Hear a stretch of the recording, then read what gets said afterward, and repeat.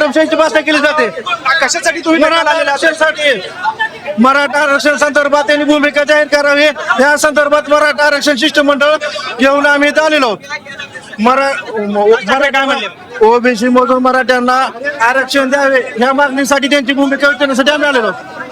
राज ठाकरेंच्याकडे तुम्ही काय मागणी केली? राज ठाकरेंनी काय उत्तर? ती मागणी त्यांच्याबद्दल त्यांचं मत काय त्यांची भूमिका सोलापूरमध्ये त्यांनी जी बाहेर दिली मराठा समाजाच्या तरुणाची माते भडकवण्याचे काम केलं जाते त्याच्याबद्दल त्यांना आम्ही विचारण्यासाठी आलेलो. पाहतोय आणखी काही कार्यकर्ते आहेत.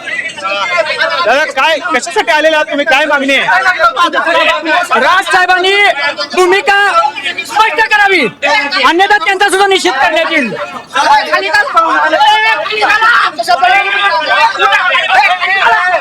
पाहतोय कार्यकर्ते मोठ्या प्रमाणात आक्रमक झालेले आहेत आणि कोणत्याही परिस्थितीत ऐकण्याच्या मनस्थितीत हे कार्यकर्ते नाही आहेत. खरं तर मनसेचे पदाधिकारी देखील या ठिकाणी दाखल झालेले आहेत. मात्र या ठिकाणी मराठा समाजाचे कार्यकर्ते जे आहेत ते ऐकण्यासाठी कुठल्याही पद्धतीचे भूमिका जी आहे ती घेत नाहीत आणि ते जागेवरच त्यांनी ठिय्या जो आहे तो मांडलेला आहे. खरं तर या रूमच्या बाहेरच्या बाजूलाच राज ठाकरे ज्या हॉटेलमध्ये आलेले आहेत त्या रूमच्या बाहेरच्या बाजूलाच